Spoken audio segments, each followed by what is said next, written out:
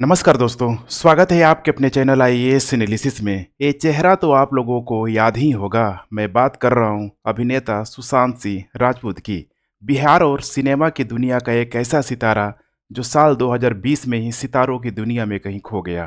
प्रारंभिक postmortem report में मृत्यु का कारण फांसी से दम घुटना पाया गया था। यही कारण है कि शुरुआत में बिल्कुल इसे एक साधारण केस माना जा रहा था। मुंबई पुलिस ने इसे आत्महत्या के रूप में दर्ज कर लिया, लेकिन कई साजिश और आरोपों के कारण मामला इतना कॉम्प्लेक्स हो गया कि इसके कई सारे एंगल सामने आने लगे। जल्द ही यह केस देश के सबसे बड़ी चर्चा का विषय बन गया। सुशांत के परिवार और फैंस ने लगातार इस मामले में सच सामने लाने की मांग की थी।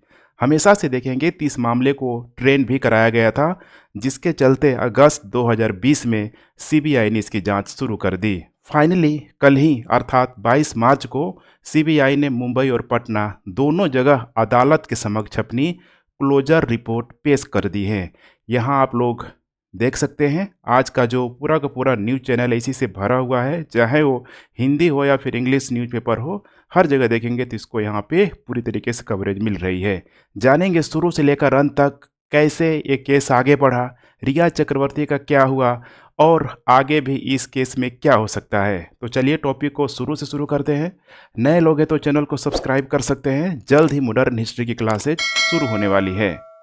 सबसे पहले यहाँ पे बात करते हैं पिता ने दर्ज कराया केस। आपको याद होगा जून 2024 में मात्र 24 साल की उम्र में सुशांत को मुंबई के बांद्रा में उनके अपार्टमेंट की छत से लटका हुआ पाया गया था। सुशांत की मौत के बाद उनके परिवार और फैंस को इस पर बिल्कुल ही यकीन नहीं हुआ। यही कारण है कि उनके पिता के सिंह ने 28 जुलाई को पटना में एक यहाँ पे एफआईआर दर्ज कराई। इसमें सुशांत की गर्लफ्रेंड रिया चक्रवर्ती, उनके माता पिता और साथ ही 2 अन्य लोगों पर भारतीय दंड संहिता के तहत आत्महत्या के लिए उकसाने, धोखाधड़ी, चोरी, विश्वासघात, आपराधिक धमकी सहित आरोपों में नामजद किया गया था। इसके बाद से पुलिस के बाद यहाँ पे देखेंगे तो सीबीआई ने जांच शुरू कर दी। अब सीबीआई ने जो जांच शुरू की है इसमें भी एक थोड़ा सा आपको मोड़ देखने के लिए मिलेगा। मामला बिगड़ता देख, क्योंकि उस समय ये इतना मीडिया ट्रायलिंग हो रही थी, खासकर रिया चक्रवर्ती और उसके फैमिली को, तो यहाँ पे देखेंगे तो रिया चक्रवर्ती ने सुप्रीम कोर्ट में याचिका दायर की। माना जाता है कि रिया ने खुद गृह मंत्री अमित शाह से सुशांत आत्महत्या मामले में जांच की मांग की हुई थी। वो चाहती थी कि केस पूरी तरीके से मुंबई में हो, क्योंकि अगर पटना में केस दायर किया गया है तो स्वाभाविक सी बात है कि उसकी सुनवाई यहाँ पे पटना में होगी। ऐसे में समस्या होगी ही होगी। इसके अलावा ट्रोलिंग, मीडिया ट्रायलिंग हो सकता है कि ठीक है काफ़ी समस्या आए। इसके वजह से यहाँ पे देखेंगे तो सुप्रीम कोर्ट ने 19 अगस्त 2020 को बड़ा फैसला सुनाया। कोर्ट ने कहा कि इसकी जांच सीबीआई करेगी। कोर्ट ने महाराष्ट्र सरकार को भी सीबीआई के साथ सहयोग करने का आदेश दे दिया। इसके बाद यह केस देखा जाए तो बिहार पुलिस के हाथों से निकलकर सीबीआई के हाथों में चला गया।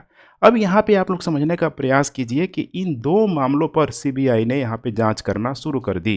पहला मामला हम लोग समझते हैं कि पहला मामला है सुशांत सिंह राजपूत के पिता के सिंह वाले मामले पे। अभी जो मैंने आपको बताया कि किन किन आरोपों पे रिया और उसके फैमिली को नामजद किया गया था। दूसरा था यहाँ पे रिया चक्रवर्ती ने भी शिकायत दर्ज करवाई थी, जिसमें उन्होंने सुशांत के परिवार पर मानसिक उत्पीड़न के आरोप लगाए हुए थे। खासकर सुशांत सिंह के 4 बहनों के खिलाफ शिकायत दर्ज कराई गई थी। अब यहाँ पे केस देखिए आगे किस तरीके से बढ़ता है। रिया और उनके भाई को किया गया गिरफ्तार। देखेंगे तो सीबीआई ने अगस्त 2020 में यहाँ पे जांच शुरू कर दी। ये है यहाँ पे रिया और उनके भाई। रिया चक्रवर्ती और उसके भाई सौविक, सुशांत के स्टाफ और लगभग 20 करीबी दोस्तों से यहाँ पे सीबीआई के द्वारा पूछ की गई। इस दौरान ड्रग्स और मनी लॉन्ड्रिंग का भी एंगल सामने आया, जिसमें देखेंगे तो एनसीबी और ईडी की भी यहाँ पे एंट्री हो गई। एनसीबी ने ड्रग केस में रिया और सौविक को 8 सितंबर 2020 को यहाँ पे गिरफ्तार कर लिया। फाइनली यहाँ पे देखेंगे तो अक्टूबर 2020 तक आते आते रिया चक्रवर्ती को और उसके भाई सौविक को यहाँ पे बॉम्बे हाई कोर्ट ने जमानत दे दी। हालांकि लगभग 27 दिनों तक यहाँ पे रिया को जेल में रहना पड़ा था। यही कारण है कि रिया चक्रवर्ती का प्रतिनिधित्व करने वाले जो उनके वकील है, जो उनके अधिवक्ता है, सतीश मने शिंदे ने कहा कि हम सीबीआई के आभारी हैं। उन्होंने मामले के हर पहलू की सभी एंगल से गहन जांच की और मामले को पूरी तरीके से बंद कर दिया। सोशल मीडिया और इलेक्ट्रॉनिक मीडिया में जिस तरह की झूठे फैलाई गई वह पूरी तरीके से अनुचित थी। यहाँ पे देख पा रहे हैं उन्होंने साथ साथ ये भी बताया हुआ था, ये सारा सीन आपको ज़रूर याद होगा, क्योंकि महामारी का दौर था, कोविड का दौर था, हर कोई टीवी और सोशल मीडिया से चिपका हुआ था। निर्देश लोगों को मीडिया और जांच अधिकारियों के सामने पेश किया गया था। ट्रायलिंग चल रही थी। रिया चक्रवर्ती को, ये मेरे शब्द नहीं है बल्कि इनके वकील के शब्द है, कि रिया चक्रवर्ती को अनगिनत दुखों से गुजरना पड़ा और बिना किसी गलती के 27 दिनों तक सलाखों के पीछे रहना पड़ा, जब तक कि न्यायमूर्ति सारंग वी कोतवाल ने उन्हें जमानत पर रिहा नहीं कर दिया। वकील ने कहा कि एक फौजी परिवार का मुफ्त में बचाव करने पर मुझे गर्व है। यह देश अभी भी बहुत सुरक्षित है और न्याय मांग करने वाले हर नागरिक को हमारे जीवंत न्यायपालिका के कारण उम्मीद है। मैं रिया चक्रवर्ती और उनके परिवार को सैल्यूट करता हूँ। इसके अलावा देखा जाए तो ईडी के द्वारा भी पैसे के लेन देन की यहाँ पे जांच की, लेकिन कोई भी एविडेंस सामने नहीं आया और कुल मिला के देखा जाए तो अभी तक ये गुत्थी पूरी तरीके से सुलझी नहीं थी और एक तरीके से देखा जाए तो उलझती भी जा रही थी, चूँकि एनसीबी और यहाँ पे ईडी की एंट्री ऑलरेडी हो चुकी थी, लेकिन दोनों को कुछ खास यहाँ पे नहीं मिला। इसके बाद यहाँ पे देखेंगे तो पॉलिटिकल प्रेशर, फैन फॉलोइंग का प्रेशर इतना अधिक यहाँ पे हो गया कि सीबीआई के द्वारा यहाँ पे लुकआउट सर्कुलर जारी किया गया। सीबीआई ने रिया चक्रवर्ती, उनके भाई सौविक चक्रवर्ती और उनके पिता इंद्रजीत चक्रवर्ती, जो कि ऑलरेडी ये आर्मी के अधिकारी रह चुके हैं, इनके खिलाफ लुकआउट सर्कुलर जारी कर दिया। ऐसे में देखेंगे तो स्वाभाविक सी बात है कि लुकआउट सर्कुलर का मतलब क्या है कि आप बिना पूछे आप इंडिया के बाउंड्री को क्रॉस यहाँ पे नहीं कर सकते हैं। अब इसमें देखेंगे तो इसको चुनौती दी गई हाई कोर्ट में। अब हाई कोर्ट में जब इसको यहाँ पे चुनौती दी गई यहाँ पे, तो बॉम्बे हाई कोर्ट ने इस याचिका को खारिज कर दिया। खारिज करने का मतलब है यहाँ पे कि जो यहाँ पे सीबीआई ने जो किया हुआ था, ठीक है, कि लुकआउट सर्कुलर यहाँ पे हम लोग जारी कर रहे हैं, तो बॉम्बे हाई कोर्ट ने जो खारिज किया, बिल्कुल ही ये फेवर आया रिया चक्रवर्ती में कि इतना बड़ा कोई मामला नहीं है कि यहाँ पे आप लोगों के खिलाफ लुकआउट जारी किया जाए। फिर इस मामले को देखा जाए तो सुप्रीम कोर्ट में सीबीआई के द्वारा यहाँ पे एक तरीके से याचिका दायर की गई। बॉम्बे हाई कोर्ट के फैसले के खिलाफ याचिका दायर की गई। इसमें देखेंगे तो सुप्रीम कोर्ट की बेंच, जिसमें दो लोगों का नाम है, न्यायमूर्ति बी.आर. गवई और के.बी. विश्वनाथ की पीठ ने याचिका को बिल्कुल ही तुच्छ करार दे दिया। अब सोचिए, याचिका को बिल्कुल ही तुच्छ करार दे दिया और इतना ही नहीं, सुप्रीम कोर्ट के द्वारा यहाँ पे बोला गया कि महाराष्ट्र सरकार, समझिए इस बात को, कि जो सीबीआई है, महाराष्ट्र सरकार और ब्यूरो ऑफ इमिग्रेशन ने बॉम्बे हाई कोर्ट के फैसले को सिर्फ इसीलिए चुनौती दी क्योंकि आरोपी हाई प्रोफाइल पृष्ठभूमि से थे। फाइनली देखेंगे तो 19 फरवरी 2020 को बॉम्बे हाई कोर्ट ने आगे की जांच के लिए जनहित याचिका पर यहाँ पे सुनवाई की। चूंकि मामला इतना अधिक यहाँ पे खिंच चुका था, पूरी तरीके से प्रेशर भी बन रहा था, पॉलिटिकल प्रेशर भी बन रहा था। आगे हम लोग जानेंगे, अभी विपक्ष की कई सारी प्रतिक्रियाएं भी इसमें आएगी। अब यहाँ पे नेक्स्ट समझिए आप लोग कि सीबीआई ने दाखिल की क्लोजर रिपोर्ट। लगभग देखेंगे तो 4 सालों तक, 2020 से लेके 2025 तक, हालांकि इसमें कोविड का भी दौर था तो उसमें इतना बड़ा कोई प्रोग्रेस हमें देखने के लिए नहीं मिला। जो भी प्रोग्रेस था वो मीडिया ट्रायलिंग में ही था। कुछ लगभग देखा जाए आधा दर्जन चैनल ऐसे थे, मुझे बताने की ज़रूरत नहीं है, कि इतना अधिक ट्रोल किया गया कि मेरे पास उसके लिए कोई कहने के लिए कोई शब्द नहीं है। फाइनली देखेंगे यहाँ पे तो सीबीआई ने दाखिल की क्लोजर रिपोर्ट। 22 मार्च 2025 को सीबीआई ने सुशांत के पिता की ओर से दर्ज कराए गए मामले में पटना की एक विशेष अदालत के समक्ष क्लोजर रिपोर्ट दाखिल की। आई थिंक कल ये शाम में हुआ है। आज मैं 23 को ये वीडियो रिकॉर्ड कर रहा हूँ और 22 की रात में न्यूज तक आते आते लगभग रात के 10-11 बज चुके थे। जबकि दूसरे मामले में क्लोजर रिपोर्ट मुंबई की एक विशेष अदालत के समक्ष यहाँ पे पेश की गई। रिपोर्ट के मुताबिक सीबीआई ने एक्ट्रेस रिया चक्रवर्ती पर लगे सुशांत को आत्महत्या के लिए उकसाने के आरोपी में यहाँ पे दोषी नहीं पाया, इसीलिए रिया और उनके परिवार को क्लीन चिट दे दी गई। अब ऐसे में देखिए यहाँ पे आपको समझना होगा कि आखिर सीबीआई ने किस तरीके से जांच की। 4 साल तक चला तो कुछ यहाँ पे हुआ होगा। एक एक करके आप लोग समझने का प्रयास कीजिए। देखेंगे यहाँ पे सबसे पहले एम्स की रिपोर्ट में हत्या की पुष्टि नहीं हुई थी, क्योंकि सीबीआई ने एम्स के फॉरेंसिक एक्सपर्ट से यहाँ पे मदद ली हुई थी। कई बार देखेंगे तो उसको ठीक है पूरी तरीके से ट्रायल बेस पे उसको यहाँ पे रखा भी गया था, मतलब एक डमी के तौर पे भी यहाँ पे ठीक है ट्रायल किया गया था कि क्या क्या वहाँ पे हुआ होगा, बीच में काफ़ी न्यूज में रहा था। एम्स की टीम ने अपनी रिपोर्ट को यहाँ पे सौंप दी। रिपोर्ट में गला घोटने या किसी साजिश के दावों को पूरी तरीके से खारिज कर दिया। नेक्स्ट देखिए क्या कहती है जांच। सीबीआई की जांच अभी मैंने बताया कि 4 साल से अधिक समय तक चली। रिया चक्रवर्ती और उनकी करीबी लोगों के बयान दर्ज किए गए। जून 2023 में एमएलटी, जिसको यहाँ पे बोला जाता है म्यूचुअल लीगल असिस्टेंट ट्रीटी, इसके तहत ये आपको ध्यान रखना है, इसके तहत यहाँ पे देखेंगे तो रिया और सुशांत के सोशल मीडिया चैट को अमेरिका भेजा गया था, ताकि इसमें किसी भी प्रकार का छेड़छाड़ तो नहीं किया गया, लेकिन वहां से भी रिपोर्ट सीबीआई को भेज दी गई और उस रिपोर्ट में ये आया हुआ था कि चैट के साथ किसी भी प्रकार की छेड़छाड़ी नहीं की गई है। इससे देखेंगे तो यहाँ पे सीबीआई ने अभिनेता की बहन से पूछताछ की उम्मीद में लंबे समय तक इंतजार किया। उसमें खासकर एक बहन उनकी काफ़ी इसमें ठीक है इन्वॉल्व थी, जिसने गड़बड़ी के आरोप लगाए थे, लेकिन वह भी सामने पेश नहीं हुई। ये मैं नहीं कह रहा हूँ, ये यहाँ पे सीबीआई की रिपोर्ट बता रही है। एम्स के फोरेंसिक विशेषज्ञों ने सीबीआई को अपनी रिपोर्ट में कहा कि सुशांत की मौत में जहर या गला घोटने जैसे दावों का कोई सबूत नहीं मिला हुआ है, इसीलिए जितना भी एलिगेशन लगाया गया है खासकर रिया और उसके फैमिली पे, वो पूरी तरीके से निराधार है। अब यहाँ पे देखेंगे तो अब कोर्ट करेगी फैसला। इसका क्या मतलब है? इसका सीधा सा मतलब है कि अब यह कोर्ट तय करेगी कि जो भी सीबीआई का जो रिपोर्ट सौंपा गया है, या इसे स्वीकार किया जाए या और जांच का यहाँ पे आदेश दिया जाए। क्योंकि अभी ये आज जो न्यूज़ चर्चा में रहा है, इससे एक बार फिर से सुशांत के परिवार और उनके जो प्रशंसकों ने लगातार न्याय की मांग बढ़ती जा रही है, लेकिन सीबीआई के जांच के निष्कर्षों से कई लोगों में निराशा है। हो सकता है कि फिर से कोई एक बड़ा मुद्दा ना बन जाए।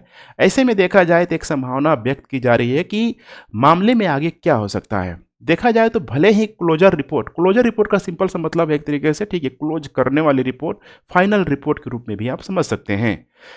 भले ही क्लोजर रिपोर्ट दाखिल हो गई हो, लेकिन सुशांत के परिवार के पास मुंबई की अदालत में विरोध याचिका दायर करने का विकल्प है कि सीबीआई के जो भी इंक्वायरी है उससे हम सेटिस्फाइड नहीं है।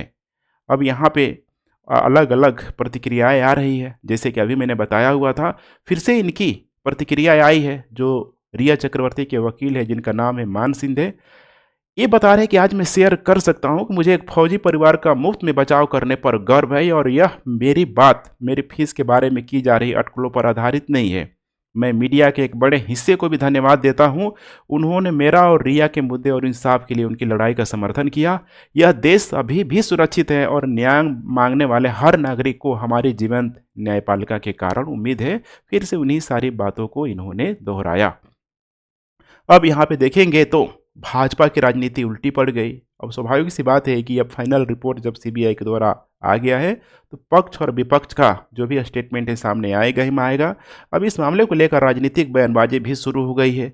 देखेंगे तो महाराष्ट्र में कांग्रेस ने कहा कि बॉलीवुड अभिनेता सुशांत सिंह राजपूत के आत्महत्या के मामले में सीबीआई की ओर से दाखिल क्लोजर रिपोर्ट से पता चलता है कि भाजपा ने बिल्कुल ही सुशांत सिंह की लाश पर सियासी रोटी सेकने की मतलब एक तरीके से गंदी राजनीति की हुई है।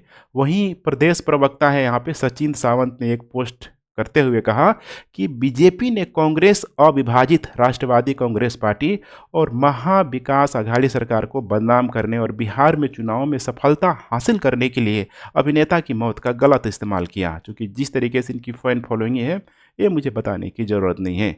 उन्होंने कहा कि इतना ही नहीं, बिहार में सीआरपीसी का उल्लंघन किया गया और जीरो प्राथमिकता दर्ज की गई। समझ रहे ना, जीरो प्राथमिकता हर जगह यहाँ पे दर्ज किया गया, अलग अलग स्टेशनों में जाकर दर्ज किया गया। इसके बाद देखा जाए ठीक है तो इसको पूरी तरीके से सीबीआई को उस मामले को सौंप दिया गया। यह भी कानून को तोड़ने जैसा ही है। यहाँ पे हम लोग बात कर लेते हैं एक बार फिर से, कुछ पुरानी यादों को ताज़ा कर लेते हैं सुशांत सिंह राजपूत के बारे में। देखा जाए तो 21 जनवरी ये वही दिन है 1986 के दिन बिहार के पटना शहर में एक ऐसे लड़के का जन्म हुआ। बिल्कुल एक मिडिल क्लास फैमिली में जन्म हुआ, जो बड़ा होकर एक सफल अभिनेता होने के साथ साथ एक जिंदा दिल इंसान भी थे। बैकग्राउंड तो इनका इंजीनियरिंग का था, लेकिन वहाँ से छोड़ के सीधे एक्टर बनने आ गए। 4 बहनों के अकेले भाई और अपने पिता का एकमात्र सहारा थे। सुशांत ने बड़े होते होते बड़े-बड़े सपने देखना शुरू कर दिए थे, जिन्हें वे हर हाल में पूरा करना चाहते थे।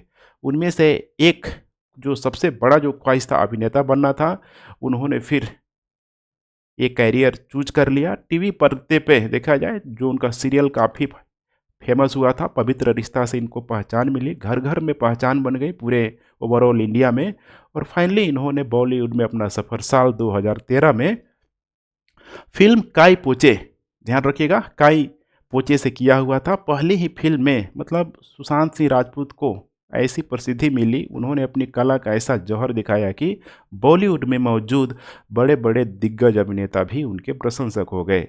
सोशल मीडिया पर सुशांत से जुड़े उनके सपनों की 50 लिस्ट आप लोगों ने ज़रूर सुना होगा, देखा होगा, खूब वायरल भी हुआ था। उस लिस्ट के मुताबिक बताया गया था कि सुशांत सिंह राजपूत की पहली इच्छा थी प्लेन उड़ाने से लेकर नेत्रहीन लोगों के कंप्यूटर कोडिंग सिखाना तक शामिल था।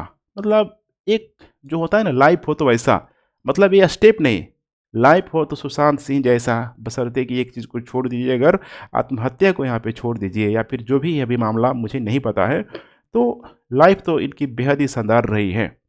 इसके अलावा सुशांत सिंह को माना जाता है कि गाड़ियों का खासा शौक था। उनके पटना वाले आवास में अभी भी देखेंगे तो कई सारे बाइक मौजूद है। वह हमेशा से लैम्बोर्गिनी गाड़ी भी खरीदना चाहते थे। इसी के साथ सुशांत सिंह राजपूत ने पर्यावरण के लिए भी योगदान देना चाहते थे और 1000 पेड़ों की लगाने की भी तैयारी कर रहे थे। इसके साथ साथ उनकी इस लिस्ट में स्वामी विवेकानंद पर डॉक्यूमेंट्री, सिमेटिक्स पर प्रयोग हो गया, ट्रेन से यूरोप की यात्रा, डिफेंस फोर्स के लिए स्टूडेंट को तैयार करना, महिलाओं को आत्मरक्षा की ट्रेनिंग देना, क्रिया योग सिखाना जैसी गतिविधियां भी शामिल थी। देखा जाए तो सुशांत सिंह जिस स्पीड से अपने इन 50 सपनों को पूरा कर रहे थे, कहना गलत नहीं होगा कि अगर वे जीवित होते तो वो अपने सभी सपनों को पूरा कर लेते। ये है वो 50 सपने, यहाँ पे आप वीडियो को पॉज करके देख सकते हैं। लगभग काफ़ी लंबी चौड़ी, मतलब काफ़ी एक जिंदा दिल इंसान ही इस तरीके का, ठीक है, स्टेप ले सकता है। इस तरह का स्टेप, मतलब जो ट्वीट उन्होंने किया हुआ है, पूरी तरीके से पब्लिकली ट्वीट करके बताया है कि मैं ये यहाँ पे करना चाहता हूँ। एक से बढ़कर एक फ़िल्में करके धीरे-धीरे सफलता की सीढ़ियाँ चढ़ने वाले इस अभिनेता ने अचानक एक दिन अपने मुंबई वाले फ्लैट पर फांसी लगाकर जान दे दी। तो एक बेहद ही शानदार शुरुआत का जो अंत है, बेहद ही दुखद तरीके से हुआ। इस मामले में आपकी क्या राय है? आपको क्या लगता है? सीबीआई ने जो भी रिपोर्ट सौंपा है, क्या अब इसके बाद से मामला आगे नहीं बढ़ेगा? परिवार वाले क्या चाहते हैं? फैंस वाले क्या चाहते हैं? आप अपनी प्रतिक्रिया नीचे कमेंट बॉक्स में दे सकते हैं। तो ठीक है friends, thanks for watching. PDF के लिए टेलीग्राम चैनल ज्वाइन कर सकते हैं। कोई भी क्यूरी हो व्हाट्सएप करें, नीचे कमेंट करें।